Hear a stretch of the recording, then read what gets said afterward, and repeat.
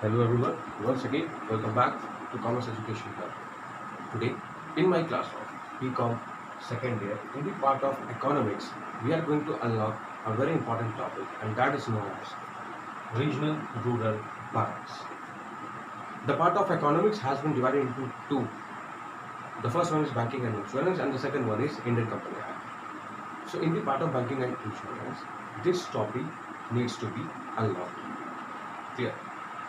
Banking is a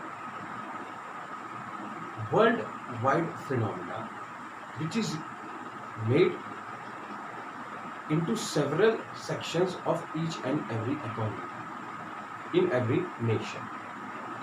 But in a country like India, still we have more and more weaker sections belonging to our economy. And for their development, for the upgradation, we need to improve banking as a habit for the agricultural laborers, marginal farmers, as well as the small scale business persons who belong to those rural sectors. Clear? हमारे पास में जो ग्रामीण क्षेत्र है उनके विकास हेतु, हमारी अर्थव्यवस्था को और मजबूत बनाने हेतु और साथ ही साथ वहाँ के जितने भी गरीब किसान हैं, साथ ही साथ आप कह लीजिए एग्रीकल्चर लेबरर्स हैं या छोटे स्तर के जितने भी व्यापारी हैं, अनाज, बीज या आप कह सकते हैं कि जो भी वहाँ के क्रॉप्स हैं उनमें जो डील आउट करते हैं, फर्टिलाइजर्स, इन सारी चीज़ों को उनको और अच्छा क्रेडिट फैसिलिटी अवेलेबल करवाना और उनमें बैंकिंग हैबिट्स को डेवलप करना बैंकिंग सेक्टर के लिए एक बहुत बड़ी चुनौती है. एंड रिगार्डिंग द सेम, उसी से संबंधित हमारे देश में in the year July in the year 1975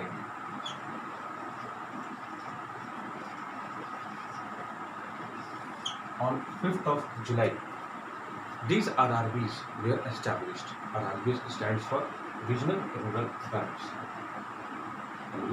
क्षेत्रीय ग्रामीण बैंक भी कह सकते हैं. Clear? So the main M of these RRBs is to encourage banking habits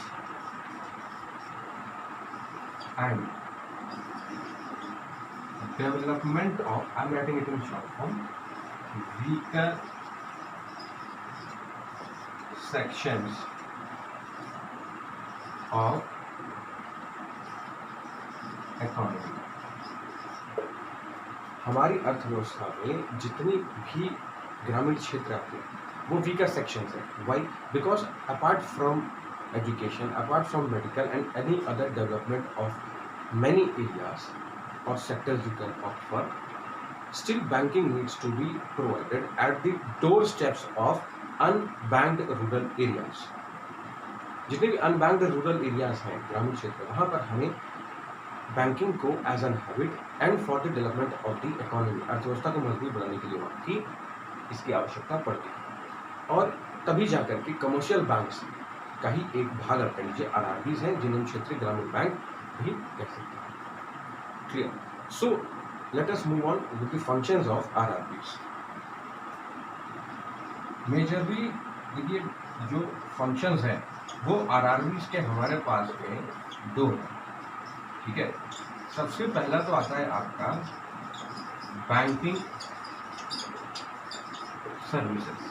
अब ये जो आपकी बैंकिंग सर्विसेज है इनमें आ जाता है आपका providing credit and other loan facilities to the marginal farmers, to the agricultural labourers and small scale business person. जितने छोटे स्तर के व्यापारी हैं, गरीब किसान हैं, या आप कह लीजिए जो हमारे मार्जिनल फार्मर्स हैं. मार्जिनल फार्मर्स मीन्स जिन्होंने वहाँ की पैदावार को, वहाँ की जितने भी अनाज हैं उनको वहीं के ही लोकल मार्केट में सेल आउट कर दिया. ज़्यादा मार्जिन पर उन्होंने बिजनेस प्रॉफिट्स नहीं अर्न किए या एग्रीकल्चरल प्रॉफिट नहीं मेंटेन कर पाए.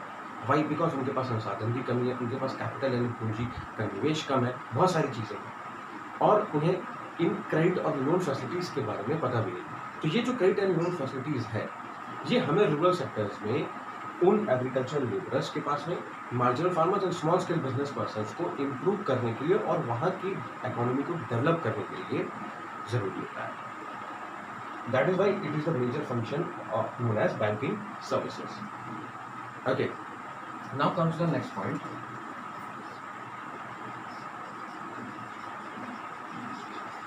Making government schemes and policies reached. हमारी सरकार के पास में जो भी योजनाएं हैं, that is the schemes and policies, जो भी नीतियां हैं, वो हमें उन मार्जिनल फार्मर्स, एग्रीकल्चर लेबर्स और हमारे जितने वीकर सेक्शन के स्मॉल स्केल बिजनेस पर्सन हैं उन तक हमें पहुंचाना है. Why? Because these are the mode of providing employment to them. उन्हें रोजगार मुहैया कराने का ये एक सरकार की नीति है जिसमें गवर्नमेंट ने स्कीम्स दी हैं और पॉलिसीज दी हैं. अब ये स्कीम्स अर्थात योजनाएं एंड पॉलिसीज अर्थात नीतियाँ उन तक पहुँचाने के लिए हमें ज़रूरत पड़ती है रीजनल रूरल बैंक्स की. Okay, so there are many unbanked areas और you can say unbanked rural areas which need to be developed. Banking needs to reach the doorsteps of the same. Okay, so let us put a star on that. Banking should reach doorsteps of unbanked rural areas,